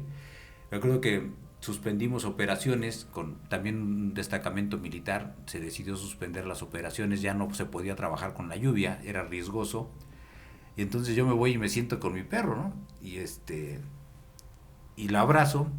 Y en ese momento pues me gana el llanto, ¿no? Empiezo a llorar abrazando a mi perro. Y en ese momento pues impotencia, frío, cansancio. Pues dices, Rafael, ¿qué haces aquí? No, esto no es agradable. Sí, te cuestionas. En ese momento me entró la flaqueza y entre llanto yo abrazando a mi perro, pues en ese momento, ¿no? Dije, ¿qué haces aquí, no? Pero pues de repente pues ya sollozas, te tranquilizas. Y pues adelante, ¿no? Entonces ya vámonos, te levantas y pues vuelves a agarrar ese brío que te da el entrenamiento, ¿no? Que te saca, ¿no? Te levantas, agarro a mi perro, a ver, prepárense, yo otra vez a tomar el mando y vámonos, ¿no? Y el aliciente mayor que nos consiguen para irnos a descansar mientras se hacían las operaciones, un albergue de ancianitos, un asilo. Y para mí fue algo importante. Yo siempre he dicho que en las misiones siempre me encuentro un ángel. En ese momento los ángeles eran los ancianos, que cuando llegamos al campamento, al albergue, los viejitos se levantan, ancianitos ahí en el pueblito, se levantan, nos empiezan a dar café caliente, ayudarnos, y lo primero que hace una señora es abrazar a la perrita. Y rápidamente otra llegó con un trapo y ellas limpiando al perro. O sea, y en ese momento yo dije, para eso estás aquí, para ayudar a estas personas, ¿no? Y entonces, en ese momento me volvió a entrar la chispa.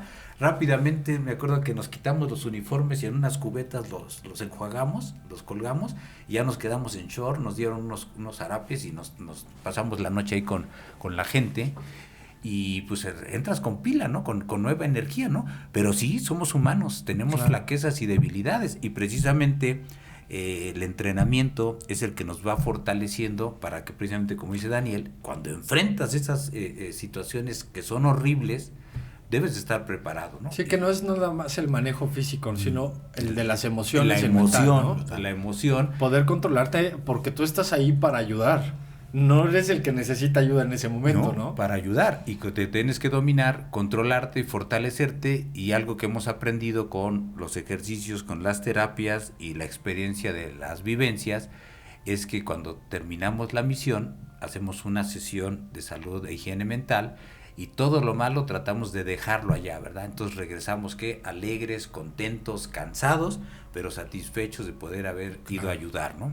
Claro. Inclusive, pues, terminando, por ejemplo, en Indonesia, cuando sacaban ya la búsqueda de cuerpos y de personas, pues fuimos a ayudar a rehabilitar un hospital que había quedado completamente destrozado, ¿no? Obviamente con lodo y demás. Los alimentos que traíamos los donamos ahí a la gente de ahí. Tenemos ahí una foto ahí con antebrazo. En Alemania nos encontramos a una señora en el aeropuerto cuando hicimos el transborde. Tenía un peluche de un oso. Y dice, yo no tengo nada que les pueda dar, pero regálenselo al primer niño que encuentre, ¿no? Y entonces nos dio el peluche. Ya traíamos el peluche por todos lados, ¿no? Mira, vean, no es broma. Sí. No, es broma. Sí, entonces traíamos el peluche desde Alemania y ahí lo traíamos para todos lados. Y ya cuando terminamos la misión, entregamos todo lo que pues, no consumimos, ¿no? Las latas de atún, las galletitas y demás. Y entregamos el peluche a un bebecito como de 2 años, yo creo que 2, 3 años lo traía la mamá cargada. Tenemos la foto, te la vamos a mandar. Y lo estamos entregando, ¿no? O sea, obviamente en este tiempo etiquetan a la señora para que vea que sí lo entregamos, ¿no? No había, pero seguramente si hubiera habido esa opción, hubiéramos hecho viral esa foto, porque la entregamos tal cual como ella dijo. Entreguen, y el tema es que lo entregamos hasta que terminó, porque fue el único niño vivo que encontramos, hasta ese entonces, ya casi 15 días después, ¿no? ¿Cómo es un regreso de una situación así? ¿Qué vienen pensando en el avión?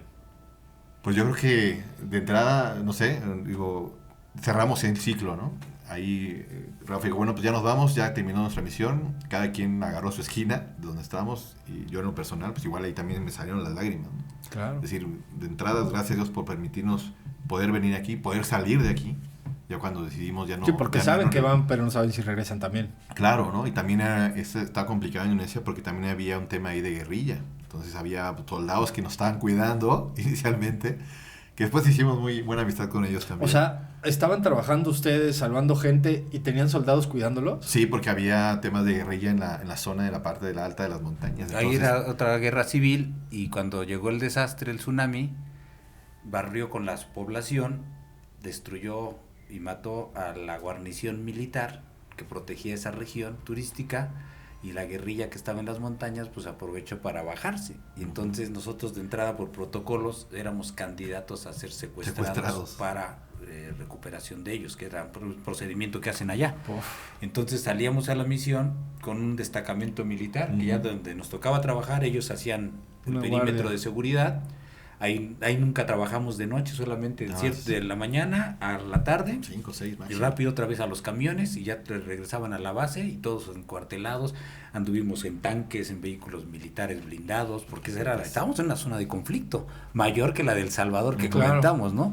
Y acá la operación fue de una envergadura gigantesca, ¿no? De aeromóvil, todo el día y noche, naves bajando, subiendo, ¿no? Vimos de todos los países, ¿no? Y digo, un caso curioso de cierre, por ejemplo, hicimos mucha amistad con gente militar de ahí que nos custodiaba, y lo que son las circunstancias, ¿no? Un capitán que tenía a cargo nuestra seguridad como marino, hizo su viaje a Acapulco, y entonces Acapulco, cerveza Corona, ¿no? Esas eran sus palabras, ¿no? ¿Están en contacto ustedes con alguien que hayan salvado o estado en algún otro país, que una llamadita ahorita con las redes sociales y el internet, que es más fácil contactarse? Sí, compartimos unos correos con los chinos, cuando trabajamos con los chinos. Recuerda que iba a haber, no sé si en los Juegos Olímpicos en Seúl, o sea, casi ustedes pagan el avión y aquí nosotros pagamos todo, ¿no? Y ahí con los chinos fue muy curioso porque ahí solo el comandante era el que hablaba inglés. Los demás, pues puro chino, ¿no? Y pues nosotros, como entender, es muy complicado, ¿no? Y recuerdo una ocasión, en una noche en el campamento, uno de nuestros compañeros se había lastimado, se había clavado una bota, un clavo en la bota. Entonces lo fueron a visitar, ¿no? Para ver cómo estaba. Y nosotros pues llevábamos una botita de tequilita, ¿no? Pues para terminando la misión. Entonces pues repartimos aprovechando, salud. Repartimos pues el tequila con los que fueron a acompañarnos los rescatistas chinos, ¿no? Y nos intercambiamos cigarros, ¿no? Ellos nos daban cigarros chinos, nosotros una botita de tequila, ¿no? Y pues se encantó, ¿no? Así de, ¿no? Él quedaba muy alegre, hicimos muy bonita amistad. Compartimos por ahí correos y demás. Ahorita pues ya creo que perdimos un poco de contacto. Pero pues siempre haces esos enlaces, no solamente con, pues a lo mejor la gente que rescatas, a lo mejor un poco complicado, claro, pero sí con los otros grupos también que van a hacer prácticamente lo mismo, ¿no? Bueno, en este caso muchos de ellos pues son también por parte del gobierno, pero también había grupos voluntarios, ¿no? Entonces creas esa hermandad, ¿no? De todos van a un mismo fin, y la verdad es que es muy padre, ¿no? Esa fraternidad. Ya para ir terminando, porque ya nos alargamos y ellos tienen que irse a realmente hacer cosas importantes, ¿no? No. Dos cosas. Una, brevemente, o bueno, no brevemente, más bien, díganos qué tenemos que tener en nuestra casa, o cómo debemos de salvaguardarnos en nuestra casa como prevención para que sigamos aprendiendo de ustedes. Bien, ahí les voy a dar unas recomendaciones de algunas herramientas que existen. Primero de ellas es contamos en la Ciudad de México con lo que es la página de la Secretaría de Gestión Integral de Riesgos, donde ustedes como ciudadanos pueden inscribirse al aula virtual. Ahí tienen un catálogo de cursos a su disposición, incluso con constancias que los certifican después al concluir los cursos, y ahí vienen toda una serie de recomendaciones que en este caso voy a marcar: el Plan Familiar de Protección Civil, para que pueda cada quien organizar su plan de respuesta; el Plan de Emergencia Sismos, que es muy importante para nosotros en la Ciudad de México por la recurrencia que pueda existir, y donde pueden ustedes diseñar en este caso sus ejercicios de evacuación inmediata del inmueble si es que viven en plantas bajas, primeros niveles, o los ejercicios de repliegue y protección para edificios muy altos de varios niveles, del tercer, cuarto piso en adelante. Ya no nos da tiempo para bajar, ¿sí? También el tema de los incendios es bien importante conocerlo. De hecho, es el mayor riesgo que vivimos cotidianamente en la ciudad, el tema de los incendios, las fugas, cortocircuitos. Entonces es muy importante prepararnos en ese sentido. Y aquí pues los invito a algo importante, que es: inviertan en protección civil en sus casas, ¿sí? Mucha gente piensa que es un gasto. No, es una inversión en seguridad. El que tengan un extintor, que tengan un botiquín, un detector de humos, hasta un sistema de alarma, es importante. Es proteger nuestras vidas, las vidas de nuestros familiares y en este caso nuestros bienes. Es bien importante tenerlo en la mente, y esto es parte inicial de los procesos que le llamamos nosotros cultura de la autoprotección o de resiliencia, ¿verdad? De tener esa capacidad de respuesta ante un evento de daño, de riesgo. Ok, y me comentabas que tenemos que tener una maletita con nuestras mochila cosas. De vida. Sí, claro, es muy importante, ¿no? Tener una mochila de vida. Si ahorita, toco madera, que hubiera un incendio, ¿qué tendría yo que tener ahorita aquí a la mano para decirles, vámonos? Bueno, de entrada, estas mochilas lo que se recomienda es tenerla en un lugar que sea pues de muy fácil acceso, ¿no? Si tienes una, en tu oficina o únicamente en tu casa, y que tenga lo mínimo necesario, ¿no? Que, por ejemplo, temas de a lo mejor una lámpara, una linterna, un kit de primeros auxilios, agua, alimento enlatado, ¿no? De preferencia, o barritas energéticas, una muda de ropa, ¿no? Un impermeable, pilas, un radio, por ejemplo, de pilas, ¿no? Que puede ocuparse, ¿no? Si no tienes a lo mejor internet o lo que sea. Y esa mochila lo que te va a permitir es, en caso que tú tengas que abandonar de manera inmediata tu casa, bueno, inclusive duplicado de llaves, un poco de dinero, a lo mejor los cajeros no sirven porque no hay luz, entonces tener un poco de efectivo. Documentos, copia de documentos, sino en un USB o copia de documentos. Ok, ese es un gran tip. Sí, claro. Sí, ahora ya tenemos la tecnología. Inclusive tener a lo mejor tu documentación en la nube, ¿no? También es muy importante. Claro. A lo mejor lo tienes en un USB y aparte en la nube, ¿no? Tus papeles importantes, lo que te digo de las pilas, baterías, algo que te pueda ayudar a subsistir en el caso de que silbato. Pueda regresar. Silbato es muy importante también. Si alguna empresa quisiera en una conferencia de ustedes o algo de prevención, ¿se pueden acercar? Claro que sí, con todo gusto. Dejamos los datos, los aquí compartimos. Obviamente van a estar todas sus redes y todo. Ya para terminar, algo que quisieran decirle a la gente para terminar. Pues de mi parte nada más invitarlos a que la mejor forma de salir adelante en caso de un desastre es estar preparados, ¿no? Entonces prepararse individualmente uno, proteger a su familia y tener los elementos para poder sobresalir en caso de desastre. Pues bueno, muy igual, el tema de prevención siempre es algo que es sumamente importante, lo hacemos cada quien desde sus ámbitos y poder replicarlo, ¿no? Que esta información la podamos replicar entre los amigos, familiares y demás. La mochila, por ejemplo, esta emergencia es súper importante que la tengamos, no solamente prepararla ahorita en septiembre, que normalmente siempre en septiembre es cuando, la mochila de emergencia, no, hay que tenerla siempre, en el auto, en tu casa, en la oficina, y pues promover esta cultura de protección civil entre amigos, familiares y que esto se extienda cada vez más. Sí, la cultura de la prevención es muy importante, creo que en la Ciudad de México estamos un poquito avanzados, la verdad no creo que estemos tan mal, hace falta mucho, porque sí estamos en una zona sísmica y la paranoia está muy cabrona. Yo soy uno de esos, sí, la neta me espanto fácilmente. Conservo la calma, la neta sí conservo la calma, pero el momento de oír la alarma sí es de, no, otra vez. Sí, la verdad, y creo que muchos estamos así. Y pues les agradezco infinitamente, para mí es un honor y muchas gracias. A nombre de muchas personas que supongo que les encantaría hacerlo, por salvar vidas, por estar al pendiente de nosotros. No hay manera de agradecerles. Es un honor para mí que hayan estado aquí en este pinche programa pedorro que tengo. Gracias por el espacio y por poder llegar a todos tus seguidores. Muchas gracias. Amigos, nos vemos la próxima. Recuerden, si quieren hacer donativos, aquí va a estar la página. Pónganse en contacto con ellos, lo que necesiten, empresas o que quieren donar en especie, de la forma que sea, para los animalitos que tienen los perritos. Pónganse en contacto con ellos, ya saben, darle like, compartir, suscribirse y todas esas chingaderas que tienen que hacer. Nos vemos la próxima. Bye, gone.